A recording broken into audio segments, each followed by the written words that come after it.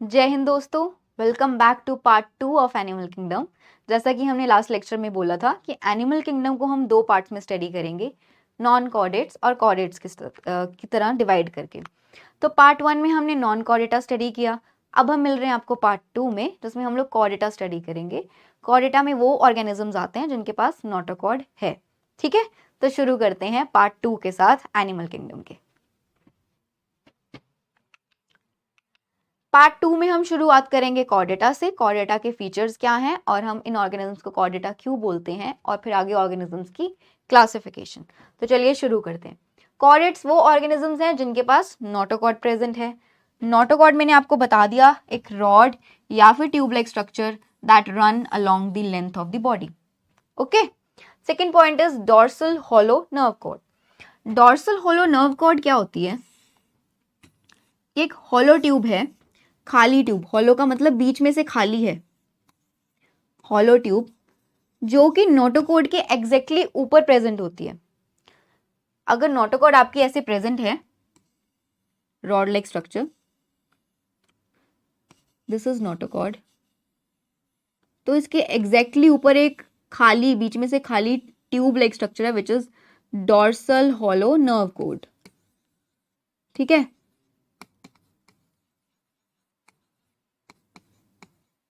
अगर ये है तो हमने बोला कि क्लासिफिकेशन है, ये फीचर है कॉर्डेट्स का। Then there are paired pharyngeal gill slits. Pharynx में, गले में गिल स्लिट्स अवेलेबल हो अगर, तो वो कॉर्डेट्स के ऑर्गेनिजम्स होते हैं। Then we have triploblastic. Triploblastic organisms हैं हम लोग। देन बायलेटरल सिमेट्री है। बायलेटरल सिमेट्री ऐसे डिवाइड करेंगे, आप कट करेंगे तो दो इक्वल पोर्शन में डिवाइड हो जाएंगे हम लोग। ठीक है, करना नहीं है कट, जस्ट जानना है, समझना है। ठीक है, देन सिलोमेट्स। हमारे पास ट्रू बॉडी कैविटी है, we are coelomates. Then the organ system level of organisation. Organ system आ गया ना आपके अंदर। अब हम ह्यूमंस हैं, हमारे अंदर ऑर्गन सिस्टम ही तो है। डाइजेस्टिव सिस्टम अलग है, सर्कुलेटरी सिस्टम अलग है, रेस्पिरेशन के लिए अलग है, एक्सक्रीशन के लिए अलग है। तो ऑर्गन्स मिलके अलग अलग सिस्टम बना रही हैं। तो हमारे पास organ system level of organisation है। ठीक है, ये फीचर्स हैं कॉर्डेटा के। चलिए, ये हमारा आ गया है फ्लो चार्ट। डिवाइड करते हैं ऑर्गेनिजम्स को, डिफरेंट क्लासेस में डिवाइड करने की कोशिश करते हैं, समझते हैं कि कॉर्डेट में ऑर्गेनिजम्स कैसे कैसे हैं। पहले हम लोग पढ़ रहे हैं यहाँ पे एक phylum, that is vertebrata. Vertebrata एक सब फाइलम है।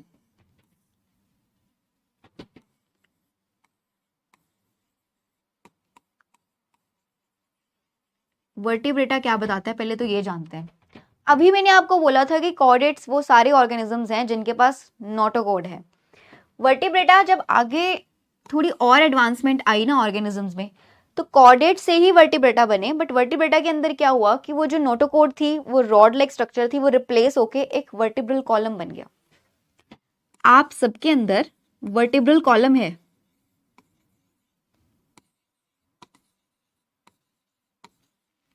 आप सबके अंदर वर्टिब्रल कॉलम है। यहाँ पे वर्टिब्रा है, सर्विक्स सर्वाइकल में, है ना। देन थोरेसिक वर्टिब्रा है जो हमारी चेस्ट एरिया कवर करता है। ठीक है, देन नीचे कुछ वर्टिब्रा है, लंबर, सेक्रल। ठीक है, इतना अंदर ज़्यादा जाना नहीं है, हमने स्टडी नहीं करनी है, वर्टिब्रा के टाइप्स नहीं स्टडी करने हैं। बट मैं आपको सिर्फ आइडिया दे रही हूँ कि पीछे हमारे अब नोटोकॉर्ड नहीं है, हमारे अंदर अब वर्टिब्रा आ गया है, वर्टिब्रल कॉलम आ गया। ठीक है, तो उसको वर्टिब्रेटा को हमने डिवाइड किया आगे दो डिविजन्स में। सबसे पहला होता है एग्नाथा। एग्नाथा मतलब जिसके पास जॉज नहीं हो। जॉज, ये जॉज नहीं है। ठीक है, जॉज नहीं है तो इसका एग्जांपल आता है साइक्लोस्टोमेटा। साइक्लोस्टोमेटा, इसके पास जबड़ा नहीं है ना, जॉज मतलब जबड़ा ना, हिंदी में यही बोलते हैं जबड़ा। तो उसमें आते हैं साइक्लोस्टोमेटा, इनके पास जॉज नहीं है। अगर जॉ है हमारे पास तो उसमें आते हैं फिर पाइसिस। पाइसिस यानी कि फिश, मछली। मछली आती है पाइसिस में। देन वी हैव टेट्रापोडा, जिनके पास ऐसी क्लास जिनके पास लिम्स हैं, हाथ और पैर हैं। लिम्स क्या होते हैं? हाथ और पैर। जिनके पास हाथ और पैर हैं उसमें आता है amphibia, reptilia, Aves and mammals. Amphibia में कॉमन एग्जाम्पल क्या है? फ्रॉग। ठीक है, रेप्टिलिया में कॉमन एग्जाम्पल क्या है? स्नेक, सांप। देन एव्स में क्या है? बर्ड्स, पक्षी। मैमल्स में हम सब लोग मैमल्स ही हैं, ठीक है। तो ये हमारी कुछ क्लासिफिकेशन। वर्टिब्रेटा मैंने आपको बता दिया, वो सारे कॉर्डेट्स जिनके अंदर नोटोकॉर्ड रिप्लेस होकर वर्टिब्रल कॉलम बन गया, हम उनको बोल देते हैं वर्टिब्रेट्स। तो एक स्टेटमेंट यहाँ पे आ सकती है, ऑल कॉर्डेट्स आर वर्टिब्रेट्स, क्योंकि कॉर्डेट से ही वर्टिब्रा आया ना, और all chordates are vertebrates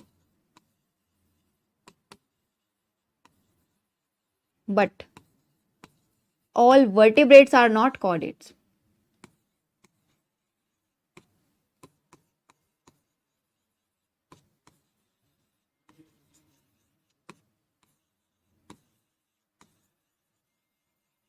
Got my point?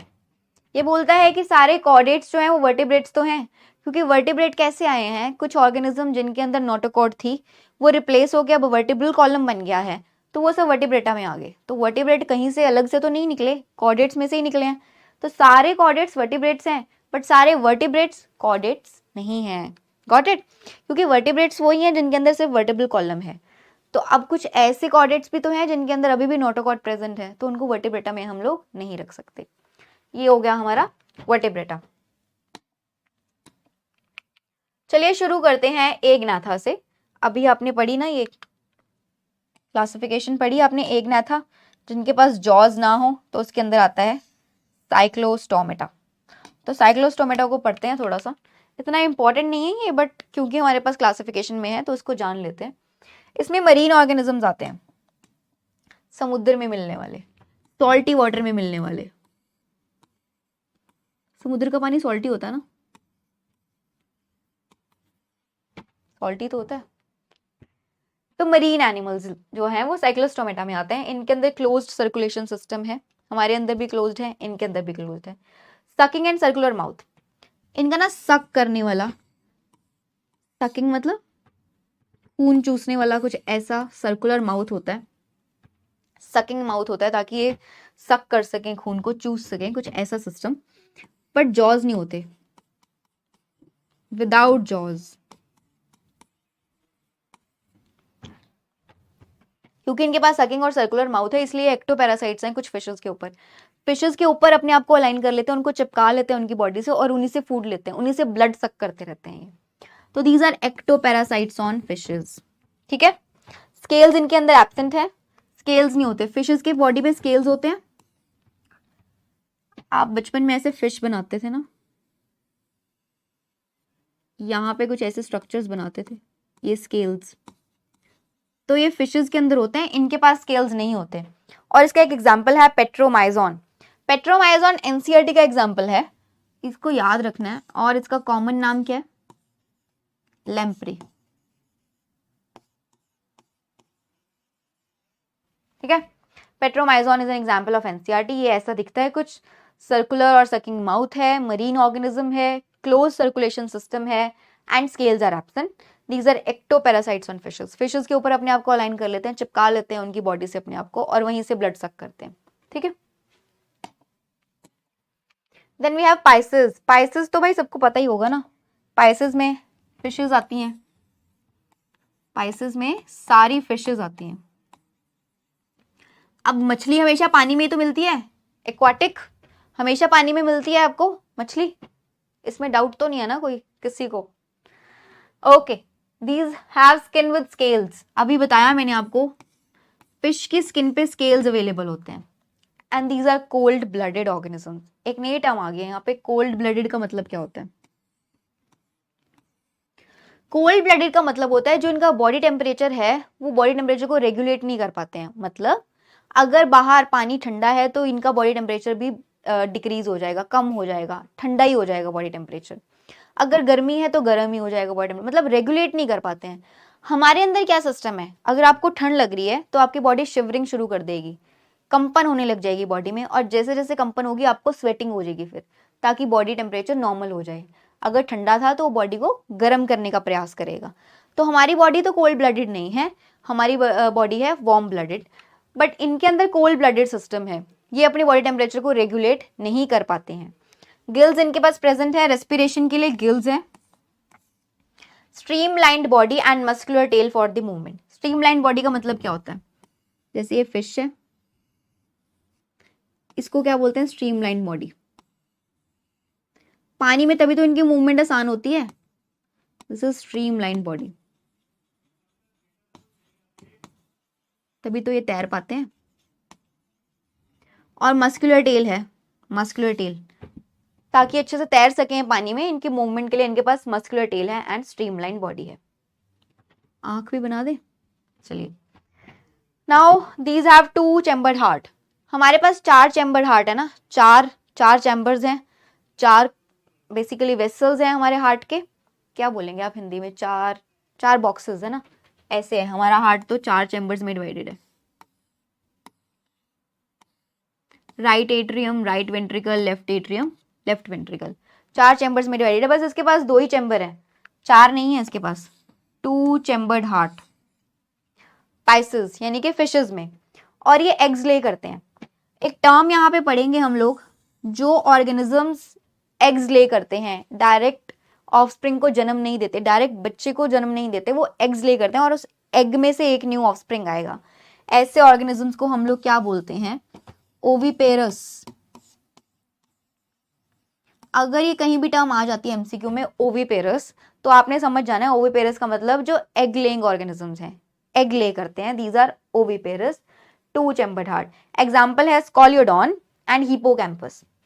देखिए स्कॉलियोडॉन इसका साइंटिफिक नेम है, आपको ज्यादा फोकस कॉमन नेम पे करना है। स्कॉलियोडॉन का कॉमन नेम क्या है? Scoliodon is dog fish. ये कार्टिलेजनस फिश है। कार्टिलेजनस फिश का मतलब जो इसकी स्केलेटन है वो कार्टिलेज की बनी हुई है। याद आ रहा है? थोड़ा एनिमल टिश्यूज में पढ़ा था कार्टिलेज, हमारे नाक में होता है ना कार्टिलेज, फ्लेक्सिबल, कान में भी होता है कार्टिलेज, तो वैसे ही इसकी स्केलेटन बनी हुई है कार्टिलेज की। दिस इज स्कॉलियोडॉन यानी कि डॉग फिश। हिपोकैम्पस, हिपोकैम्पस का आप डायग्राम देख रहे हैं, हिपोकैम्पस का, ये दोनों ही एग्जाम्पल एनसीईआरटी में है। ये हिपोकैम्पस दिख रहा है, इसका कॉमन नेम क्या है? सबको पता होगा, hippocampus. Sea horse, sea horse जो है वो एग्जाम्पल है बोनी फिश का। इसका साइंटिफिक नेम है हिपोकैम्पस, कॉमन नाम है सी हॉर्स, कॉमन नाम आप याद रखिए सी हॉर्स। और इसके अंदर बोनी स्केलेटन होती है, हड्डियां हैं इसके अंदर, इसके पास कार्टिलेज नहीं है, फ्लेक्सिबल कार्टिलेज नहीं है, इसके पास हड्डियां हैं, स्ट्रॉन्ग स्ट्रक्चर है। So this is an example of bony fish, that is sea horse. तो ये 2 एग्जाम्पल्स हमने एनसीईआरटी के उठाए, पाइसेस, आपको एग्जाम्पल्स याद रखने हैं। देन एम्फीबिया, एम्फीबिया जब टर्म आती है थोड़ा याद आ रहा है? Amphibians of the plant kingdom कौन थे? ब्रायोफाइट्स। थोड़ा सा रिवाइज करते रहिए, दोबारा पीछे लेक्चर से रिलेट कर लें तो ज़्यादा अच्छा है। एम्फीबिया टर्म आ गई, आपको याद आ जाना चाहिए amphibians of the plant kingdom कौन था। तो चलिए यहाँ पे आते हैं। Amphibians are cold blooded organism, same as Pisces यानी कि फिशेस, ये भी अपना बॉडी टेम्परेचर रेगुलेट नहीं कर पाते। These are aquatic as well as terrestrial, terrestrial भी हैं और पानी में मिलने वाले भी हैं, सॉइल पे भी मिलेंगे और पानी में भी मिलेंगे। स्केल्स एब्सेंट है, फिशेस के अंदर स्केल्स थे, इनके पास स्केल्स नहीं है। इनकी स्किन पे ना कुछ ग्लैंड्स होते हैं। जो एम्फीबियंस होती हैं इनकी स्किन को मॉइस्ट रखने के लिए, नमी रखने के लिए उस स्किन में, इनके पास कुछ ग्लैंड्स होते हैं जो इनकी स्किन को मॉइस्ट रखते हैं, नमी बनाए रखते हैं इनकी स्किन पे, अदरवाइज इनकी स्किन बहुत ड्राई हो जाएगी। ठीक है। 3 चैम्बर्ड हार्ट है, फिशेस में 2 चैम्बर्ड था, याद रखना है। पाइसेस में 2 चैम्बर्ड हार्ट है, इनके पास 3 चैम्बर हार्ट है। थोड़ी सी एडवांसमेंट हो रही है, धीरे धीरे एडवांसमेंट हो रही है। पहले दो चैम्बर वाला हार्ट आया, अब 3 चैम्बर्ड हार्ट है, 3 बॉक्सेस हैं बेसिकली। गिल्स और lungs are for the respiration, these are also oviparous. Legs का मतलब क्या है? ओविपेरस हैं, एग ले करते हैं। और बॉडी हेड एंड ट्रंक में डिवाइडेड है, body is divided into head and trunk. ये हमारे एम्फीबियंस। एम्फीबियंस में आप फर्स्ट एग्जांपल देख रहे हैं सैलेमेंड्रा, और ये क्या दिख रहा है आपको? सबने देखा हुआ है, इसका साइंटिफिक नेम है ये राना, बट इसका कॉमन नेम क्या है? फ्रॉग। तो एम्फीबिया कभी भी आ जाए दिमाग में हमेशा एक तो एग्जाम्पल सेट हो ही जाना चाहिए कि अगर आपको फ्रॉग दिख रहा है तो वो क्या है? एम्फीबियन। ठीक है, frog amphibian, amphibian frog. Frog तो एटलीस्ट आप याद रख सकते हैं, उसका साइंटिफिक नेम राना है, साइंटिफिक नेम पे ज़्यादा ध्यान देने की ज़रूरत नहीं है। फ्रॉग आप याद रखेंगे, that is an example of amphibians. Reptilia, Reptilia से एक एग्जाम्पल दिमाग में बिठा लीजिए, यानी कि सांप, snake. Snake is an example of Reptilia. तो आप जब ऐसे लर्न कर लेंगे ना तो आपको फीचर्स याद करने में आसान हो जाएगा। फ्रॉग के फीचर्स, फ्रॉग दिख रहा है उसके फीचर्स आसान हो जाएंगे याद करने। रेप्टीलिया में स्नेक दिख रहा है, दिखे ना वैसे तो, है ना, बट ओके फाइन, जो कपाट, स्नेक के फीचर्स याद करने आसान हो जाएंगे। फोटो में तो सभी देख सकते हैं ना, यहाँ पे है फोटो, यहाँ से देख लीजिए, रियल में तो नहीं। चलिए रेप्टीलिया में आते हैं कोल्ड ब्लडेड ऑर्गेनिज्म। ये भी अपना बॉडी टेम्परेचर रेगुलेट नहीं कर सकते। स्केल्स हैं इसके पास, जैसे पाइसेस में फिशेस के पास स्केल्स थे, रेप्टीलिया में भी स्केल्स अवेलेबल होते हैं। और इनके पास लंग्स प्रेजेंट हैं रेस्पिरेशन के लिए, ऑक्सीजन को इनहेल करने के लिए, these have lungs. 3 chambered heart, amphibians में भी 3 चैम्बर था, रेप्टीलिया में भी 3 चैम्बर्ड है। बट यहाँ पे एक इंपॉर्टेंट पॉइंट और है, व्हाट? क्रोकोडाइल एक ऐसा एम्फीबियन है, याद रखना है, क्वेश्चन बनता है, जिसके पास 4 चैम्बर्ड हार्ट आ गया। थोड़ी थोड़ी एडवांसमेंट होने लगी, तो यहाँ पे रेप्टीलिया में एक ऑर्गेनिज्म हमें मिला जिसका नाम है क्रोकोडाइल, और इसके पास 4 चैम्बर्ड हार्ट है। इसके अंदर थोड़ी एडवांसमेंट आ गई, 4 चैम्बर्स आ गए, सेम एज ह्यूमंस, ठीक है। These also lay eggs, oviparous हैं, एग्स ही ले करते हैं, डायरेक्ट ऑफस्प्रिंग्स नहीं देते, पहले एग्स आएंगे फिर एग्स से ही बच्चे आएंगे, और तो ओविपेरस हैं। Example, common example is snake. Snake, जब भी आप स्नेक बोलेंगे तो इसका मतलब है रेप्टीलिया, रेप्टीलिया का एग्जाम्पल है। तो आपको स्नेक दिख रहा है, इसका साइंटिफिक नेम है नाजा। आप साइंटिफिक नेम पे ज्यादा फोकस नहीं करेंगे, कॉमन नेम याद रखेंगे, snake. Then this is chelone, turtle, crocodylus, crocodile. Crocodile और स्नेक बहुत कॉमन है। दिस इज कैमिलियन, गिरगिट, कैमिलियन, गिरगिट। तो ये हो गया crocodile, snake, turtle and chameleon. ये एग्जाम्पल है हमारे रेप्टीलिया के। क्रोकोडाइल और स्नेक तो आपको याद रखने हैं, 2 एग्जाम्पल्स तो दिमाग में बिठाने ही हैं, ठीक है।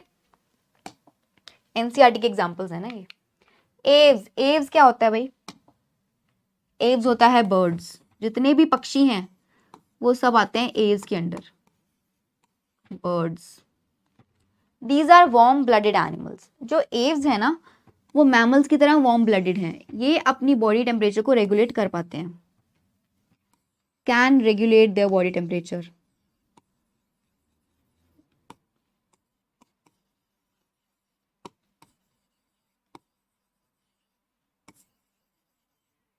These can regulate their body temperature. तो ये है aves. Forelimbs modified into wings. Forelimbs क्या? इनके जो आगे वाले पैर, आगे वाले हाथ हैं, बेसिकली हमारे पास हाथ और पैर हैं, तो जो आगे वाले लिम्स हैं वो इनके विंग्स में कन्वर्ट हो गए। विंग्स मतलब पर बन गए इनके। तो forelimbs modified into wings and these have an exoskeleton of feathers. Feathers हैं इनके एक्सोस्केलेटन पे, बोनी या फिर कार्टिलेजस एक्सोस्केलेटन नहीं है इनके पास, है फेदर्स हैं इनके एक्सोस्केलेटन पे। और endoskeleton long and hollow bones की बनी हुई है। अच्छा, इसको बहुत इंपॉर्टेंट, जब भी आप पक्षी बोल रहे हैं, आप बर्ड बोल रहे हैं, ये तो पता है ना वो उड़ सकते हैं, है ना। तो जब भी ये हमने बोला कि ये उड़ सकते हैं और हॉलो बोन्स बोला ना, हॉलो का मतलब होता है न्यूमैटिक बोन्स। इसका बेसिकली ये जो फीचर है हॉलो बोन्स का, इसका मतलब क्या है, ये क्यों दिया भगवान ने इनको ये फीचर? ताकि ये उड़ सके ना। हॉलो एयर कैविटीज अवेलेबल हैं ताकि ये मतलब नीचे ना गिरे, ये उड़ सकें परों की हेल्प से, अपने पर की हेल्प से, अपने विंग्स की हेल्प से ये हवा में उड़ सकें। सो दीज हैव हॉलो और न्यूमैटिक बोन्स। ये इनका एक इंपॉर्टेंट फीचर है, ये फीचर्स कुछ याद रखने हैं आपको, ठीक है। 4 चैम्बर्ड हार्ट क्रोकोडाइल के अंदर आ गया था, तो अब एव्स के अंदर तो 4 चैम्बर्ड हार्ट आएगा ही। Then these also lay eggs, पक्षी भी एग्स ही ले करते हैं, दीज आर ओविपेरस, ठीक है। और लंग्स है इनके पास रेस्पिरेशन के लिए, हमारे पास भी लंग्स हैं रेस्पिरेशन के लिए, तो एव्स यानी कि बर्ड्स के पास भी लंग्स हैं रेस्पिरेशन के लिए। एक्सोस्केलेटन में फेदर्स हैं, endoskeleton long and hollow bones हैं जो इसको हेल्प करती है ताकि ये उड़ सके। फोर लिम्स इनके विंग्स में मॉडिफाई हो गए, वार्म ब्लडेड है लाइक अस, मैमल्स की तरह ये वार्म ब्लडेड है, यानी कि अपना बॉडी टेम्परेचर रेगुलेट कर सकते हैं। क्रोकोडाइल के अंदर 4 चैम्बर्ड हार्ट आ गया था, क्रोकोडाइल था रेप्टिलिया में, तो अब एव्स यानी कि बर्ड्स के अंदर तो 4 चैम्बर्ड हार्ट आएगा ही। ठीक है, नेक्स्ट पे चले। नेक्स्ट, ओके फाइन, इसके एग्जांपल्स तो पढ़ लीजिए। एग्जांपल्स देखिए, दिस इज व्हाट, वल्चर, ये क्या है, ostrich, this is parrot, and this is peacock. This is vulture, ostrich, parrot and peacock, ये एग्जाम्पल हैं एव्स के। एनसीईआरटी के एग्जाम्पल्स हैं, साइंटिफिक नेम्स भी हैं इनके, बट आप कॉमन पे ध्यान दीजिए, जैसे कि इसका साइंटिफिक नेम नेफ्रॉन है। ठीक है, ऑस्ट्रिच का होता है स्ट्रूथियो। साइंटिफिक नेम्स की इतनी जरूरत नहीं है, आप कंफ्यूज भी हो जाएंगे। साइंटिफिक नेम्स जो मैंने आपको उस टाइम साइंटिफिक नेम लर्न करवाते हुए उस लेक्चर में करवाया है, उस पर ज्यादा फोकस रखिए। वो कुछ ऐसे हैं कि उससे क्वेश्चन आ जाते हैं, इन पे आप ज्यादा कॉमन नेम्स पे ध्यान देंगे। एग्जांपल्स दिमाग में याद रखने हैं कि अगर पिकॉक पूछ लिया, पैरेट पूछ लिया, तो मुझे क्या एव्स टिक करना है कि वो बर्ड्स हैं। ठीक है, कुछ फीचर्स पूछ सकता है, डायरेक्टली एव्स नहीं पूछेगा, पूछ लेगा कि पिकॉक के फीचर्स दे देगा कुछ। ठीक है, वैसे करके आपको। ये पैरेट है, इसको सिटाकुला बोलते हैं, इसका scientific name, and peacock is pavo. ठीक है, ये एग्जांपल्स हैं हमारे एव्स के। Then we have mammalia. Mammalia are warm blooded organisms. जब भी मेमेलिया पढ़ेंगे अपने आप को कंसीडर करेंगे इसमें, ह्यूमंस, ह्यूमंस एज वेल। और तो बहुत सारे एग्जांपल्स हैं ही, सबसे कॉमन एग्जांपल तो ह्यूमंस हम अपने आप को कंसीडर करेंगे हमेशा मेमेलिया में। 4 चैम्बर्ड हार्ट है हमारे पास, 4 चैम्बर्स हैं। ठीक है, then mammary glands available. Mammary glands क्या होता है? These are for the nourishing of the offspring. Memory glands available होते हैं मैमेलिया के ऑर्गेनिजम्स के पास to provide nourishment to offspring.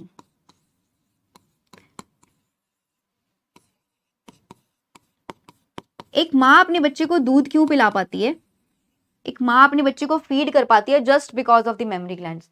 क्योंकि मेमेलिया के ऑर्गेनिजम्स के पास मेमोरी ग्लैंड्स हैं, तो उनके पास एक कैपेबिलिटी है, उनका एक स्पेशल फीचर है कि वो अपने बच्चे को फीड कर सकते हैं। ठीक है, these are because of mammary glands.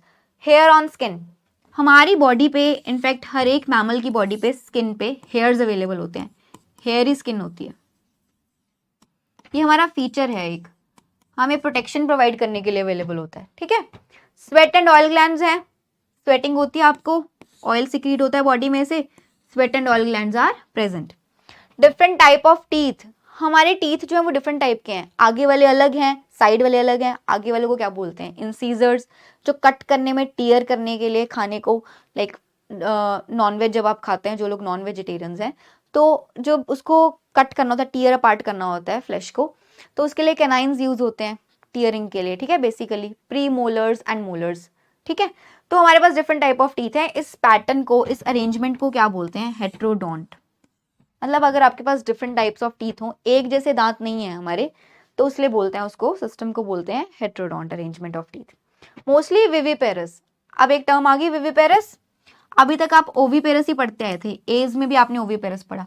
Viviparous क्या है? एग ले नहीं करते ये, give birth to an offspring, offspring.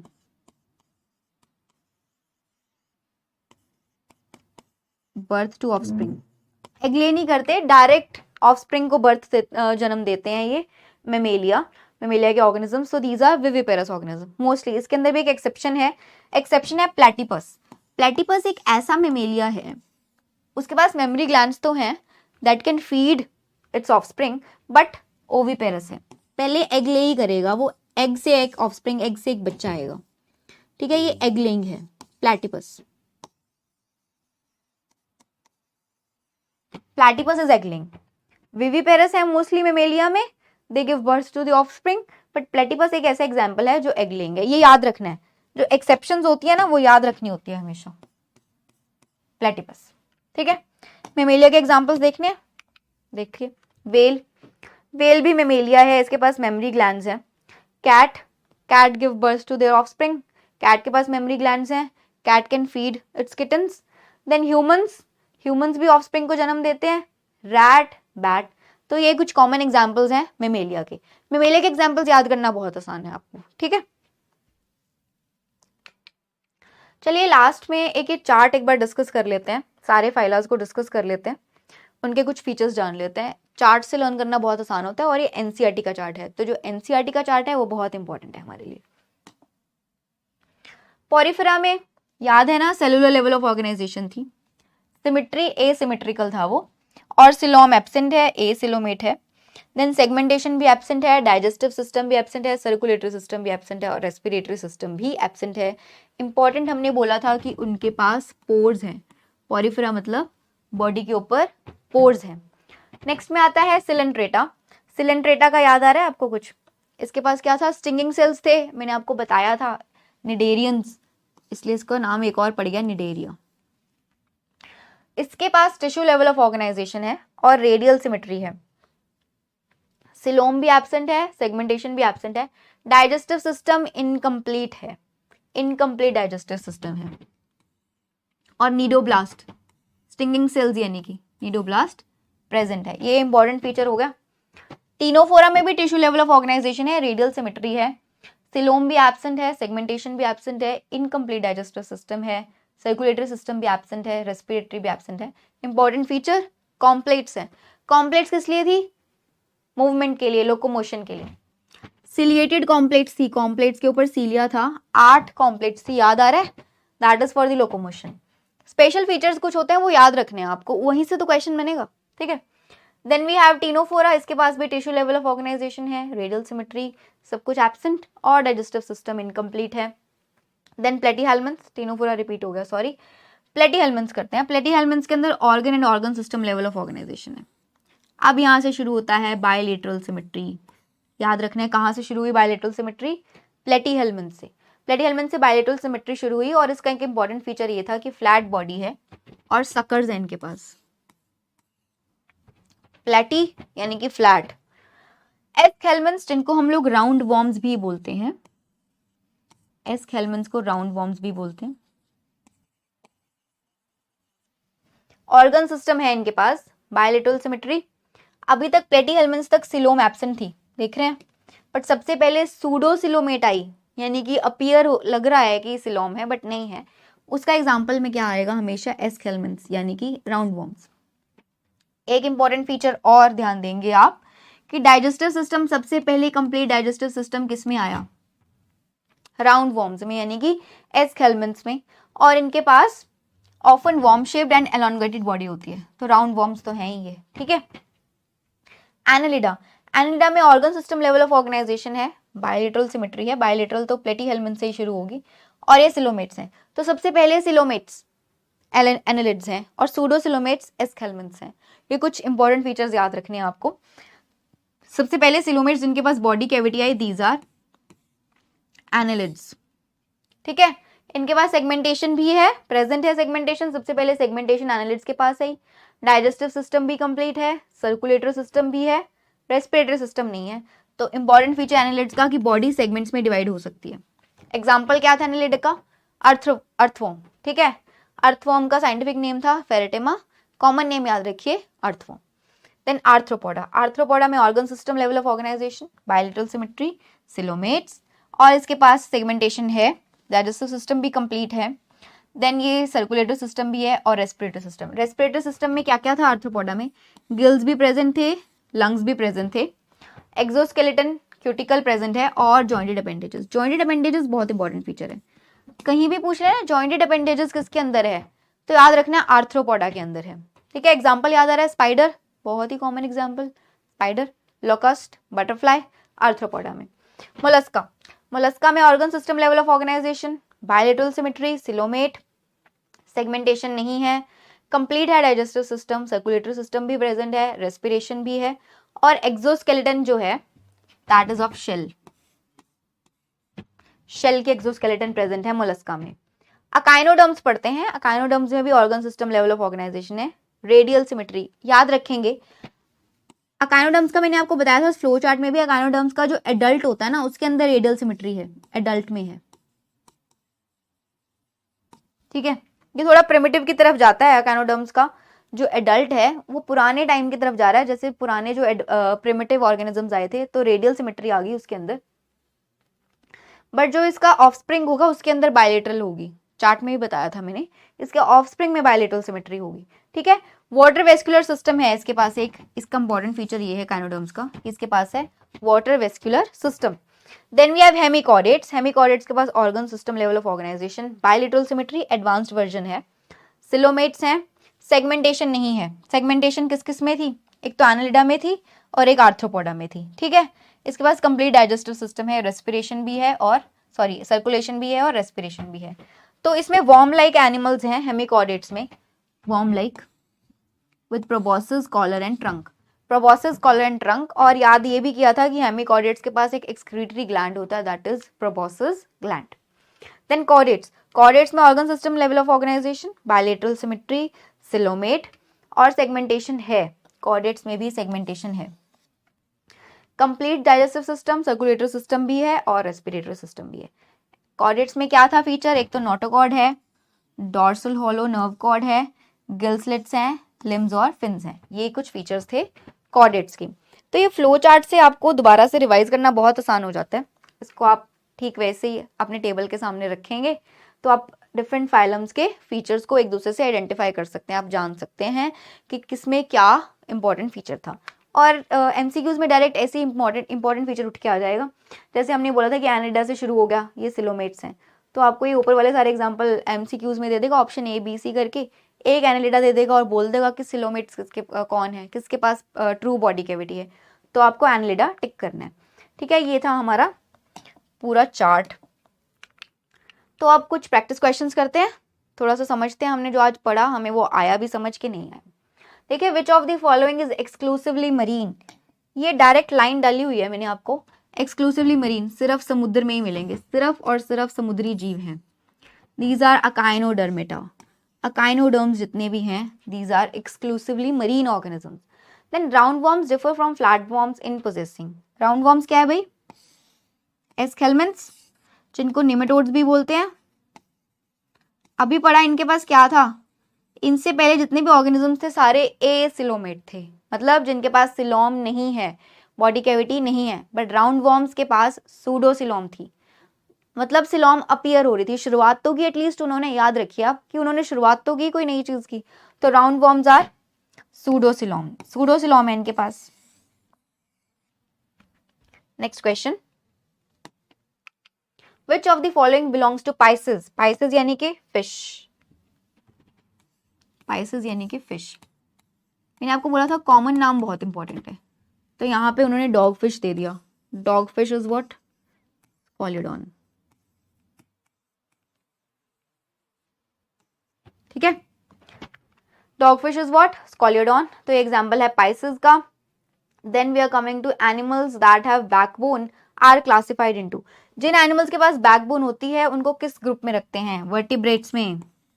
हमारे पास वर्टिब्रल कॉलम है ना, वर्टिब्रल कॉलम है आपके पास,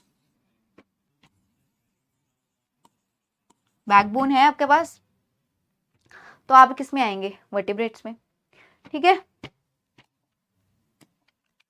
तो चलिए दोस्तों, ये था हमारा एनिमल किंगडम। एनिमल किंगडम को हमने पार्ट 1 और पार्ट 2 में स्टडी किया। कुछ स्पेसिफिक टर्म्स हैं, फाइला है, उनके नाम याद करना मुश्किल है, आई नो दैट, बट आप धीरे धीरे प्रैक्टिस से ही सब कुछ आता है। आपको रिवाइज करना है, बार बार नोट डाउन करना है, जैसे आपको इजी लगे आप वैसे नोट्स बनाइए। आपको प्रिंट आउट लेना आप प्रिंट आउट लीजिए, बट स्पेसिफिक टर्म्स हर एक फाइला के साथ ना एक इंपॉर्टेंट फीचर है, वो आपको हमेशा दिमाग में याद रखना है, क्योंकि क्वेश्चन उसी से उठ के आएगा। दूसरा, हर एक फाइला के 2-2 एग्जाम्पल्स याद करने हैं, कॉमन नेम याद करेंगे तो ही ज़्यादा अच्छा है। बेसिकली क्वेश्चंस कॉमन नेम से ही आते हैं, तो मतलब इंपॉर्टेंट इन्फॉर्मेशन से स्टिक करना है, हमने ज़्यादा इधर उधर नहीं भागना है। एनिमल किंगडम को ख़त्म करना बहुत मुश्किल होता है, एनिमल किंगडम बहुत वास्ट है। अगर मैं आपको मेडिकल एंट्रेंस के अकॉर्डिंग पढ़ाने लग जाऊं तो ये बहुत बड़ा चैप्टर है, इतनी जल्दी खत्म नहीं होगा। पर क्योंकि हमें स्टिक करना है अपने सिलेबस के अकॉर्डिंग ही पढ़ना है, हमने वैसे पढ़ना है जैसे क्वेश्चंस पूछे जाते हैं एग्जाम में, तो आपको आसान होगा, रिवाइज करने में भी आसानी होगी। तो ठीक है, ये था हमारा एनिमल किंगडम। नए लेक्चर में एक नए टॉपिक के साथ मिलेंगे, तब तक के लिए पूरे जोश के साथ पढ़ते रहिए, मेहनत करते रहिए, नोट्स बनाते रहिए, विच इज़ वेरी इंपॉर्टेंट। तो मिलते हैं आपको नेक्स्ट लेक्चर में, stay tuned for that. Thank you, जय हिंद।